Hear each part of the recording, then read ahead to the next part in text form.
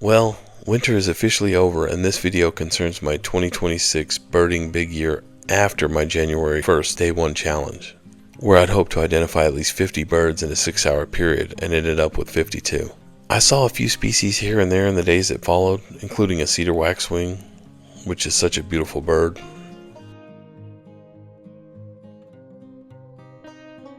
and also a Harris's sparrow, which is another nice looking species.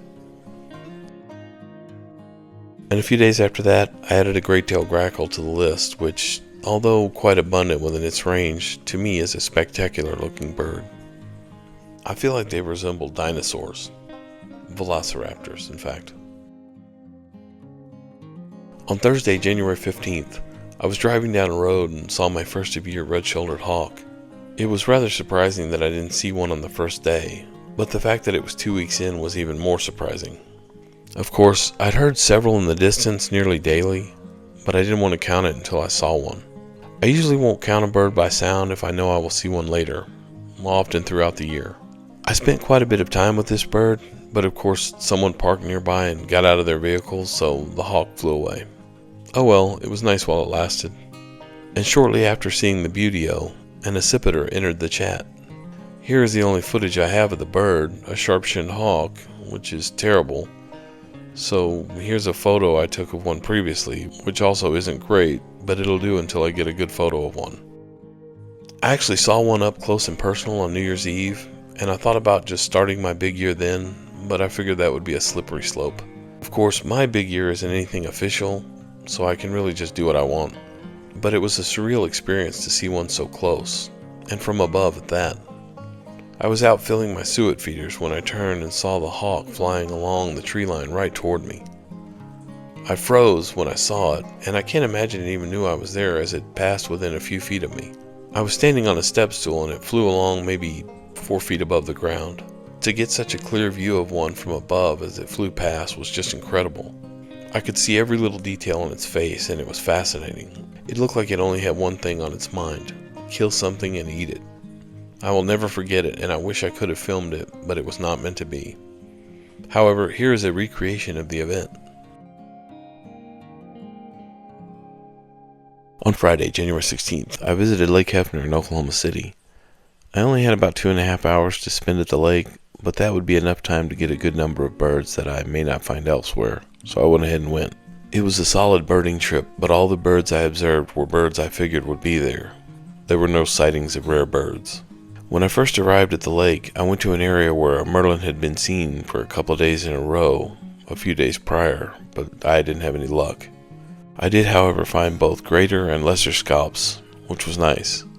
The greater scaup is one of those birds that I don't always get every year, unless I really go looking, while the lesser scaup is quite abundant. The lesser scaup and the greater scaup are similar in appearance, but many birders can tell them apart without much trouble.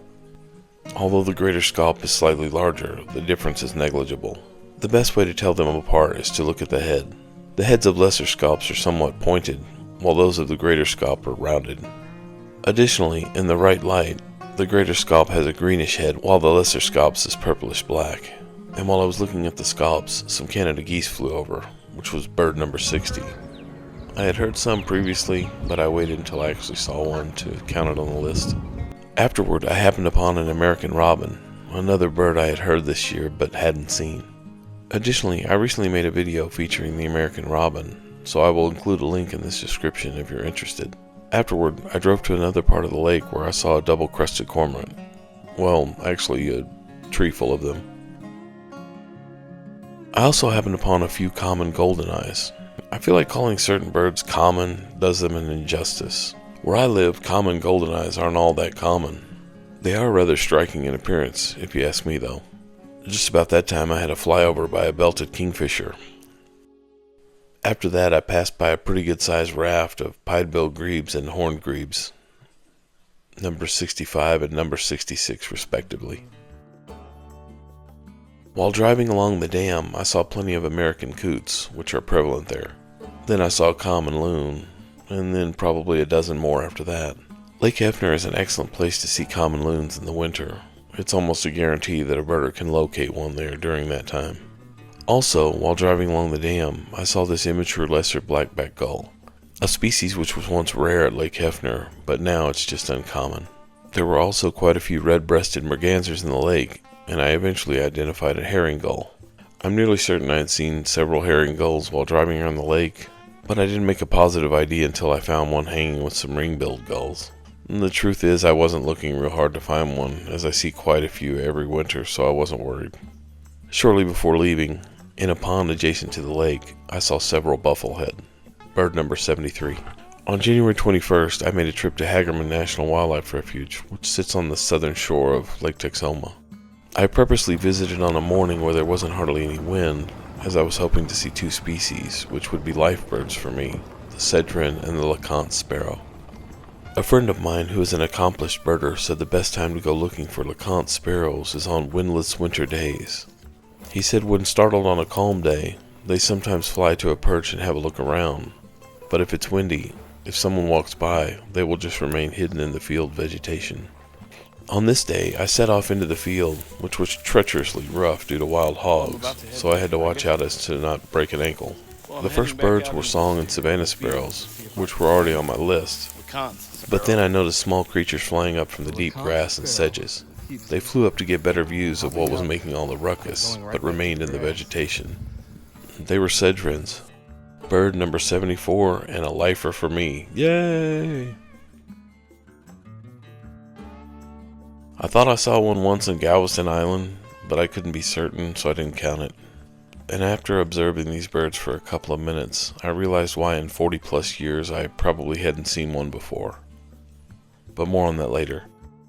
While walking around observing the wrens, a sparrow flew up right in front of me, flew about 30 feet, then landed back down in the grass and sedges.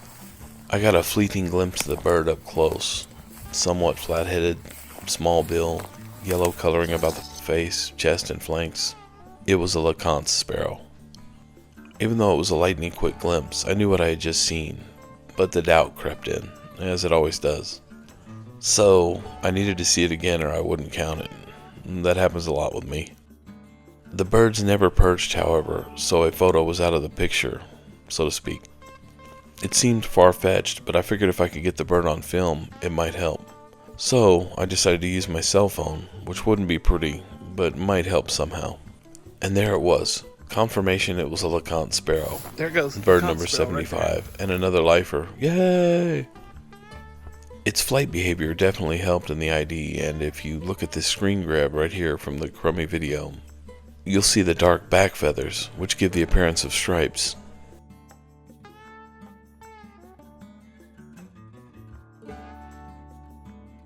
I found it amazing. These birds, the LeConte sparrows and the cedrons, spend their lives deep in the tall grasses and sedges of these fields, hidden away from the rest of the world. If my friend hadn't told me how to find them, I might have gone the rest of my life without seeing these birds. Afterward, I had somewhere to be, so the birding was quick-paced, but I saw a northern shoveler, northern pintail, a greater roadrunner, a police sandpiper, and surprisingly, a dunlin in winter plumage. What a treat that was, as I usually only see dunlins at the refuge in April and early May during spring migration. The day after the Hagerman visit, a winter storm began that kept me at home for quite a few days. The experts predicted the end of the world, which was kind of scary. Bitterly cold temperatures and snow doesn't scare me, but freezing rain does. Many years ago we had a winter with a lot of freezing rain, and it caused a ton of trouble. However, we lucked out and the freezing rain was minimal and later turned into sleet and then snow. 2 waves of winter precipitation were predicted, but the atmosphere was drier than suspected, so although we did get a good amount of snow, it wasn't a disaster. But it was enough snow that I knew it would affect the birds and the temperature got down to 0. So I was ready to help out the birds any way I could. I put out plenty of seed and even cleared the ground in places, which is a good thing to do. Clearing patches of snow from the ground helps birds such as flickers and brown thrashers reach their preferred food in the winter. And speaking of brown thrashers, one came to my garden where I had cleared out some snow, and it spent the next few days surviving by finding food right there. That was pretty cool. Other birds I added during the snow event was house finch, tufted titmouse, chipping sparrow, white-winged dove, and a purple finch female, which was a nice surprise. That's another bird I'm not guaranteed to see every year. And speaking of birds I'm not guaranteed to see every year, and this was perhaps the biggest surprise at my feeder, was a rusty blackbird. I was ecstatic. I had them visit here once before, also during a snow event, and I was hoping at least one would visit while the snow was on the ground. And it was just this individual, and it only hung around for a few minutes, so I was lucky to get to count that. Bird number 87. And so that's how January ended. Freezing cold. Pretty much the way January should be, especially after it started out so unseasonably warm. In February, I added birds to the list sporadically, starting with the Bewick's wren, which was perching on a tree branch, singing its heart out.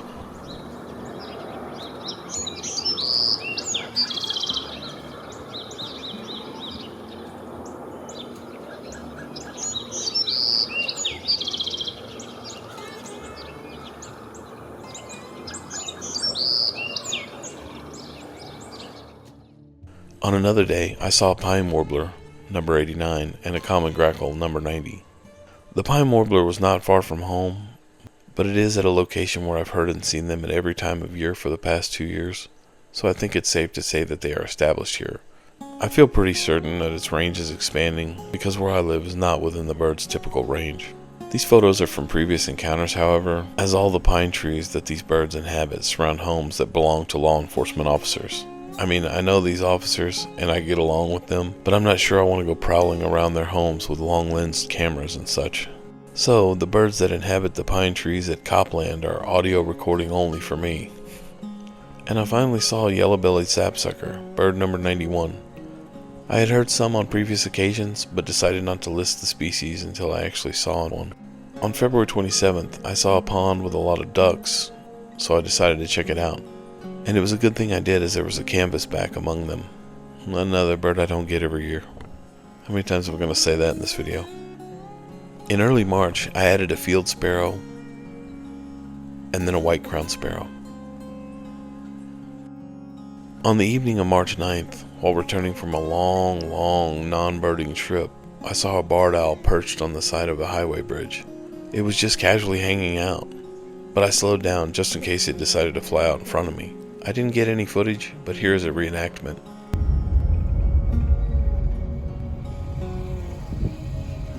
On Saturday, March 14th, a barn swallow flew over my house, and I've seen quite a few since. They're usually among the first birds to come in during spring migration. Also on that day, over at the pine trees at Copland, I saw and heard a yellow-throated warbler. Again, for obvious reasons, audio only. So here's a photo from a previous encounter. Well, that's how winter ended, but I expect to add quite a few more birds as the spring migration is underway and it's fixing to go into overdrive. I can't wait! I hope you enjoyed the video. Please like and subscribe if you haven't already. Thank you.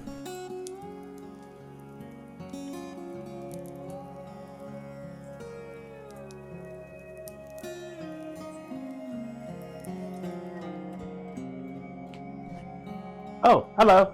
I'm Randy from Randy's Natural World.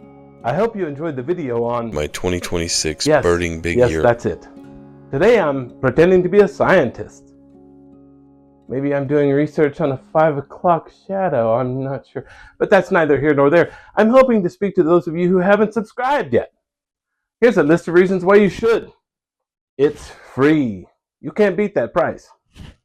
Number 2, quality content. Always quality content. Number 3, YouTube allows unlimited subscriptions, so there's no reason not to. Anyway, number 4, are you a procrastinator? There's no need to procrastinate. And I know what you're thinking, Randy, I'll subscribe when I get around to it. Well, here's your round to it right here. Round to it. So go ahead and subscribe. Go ahead. A wise decision.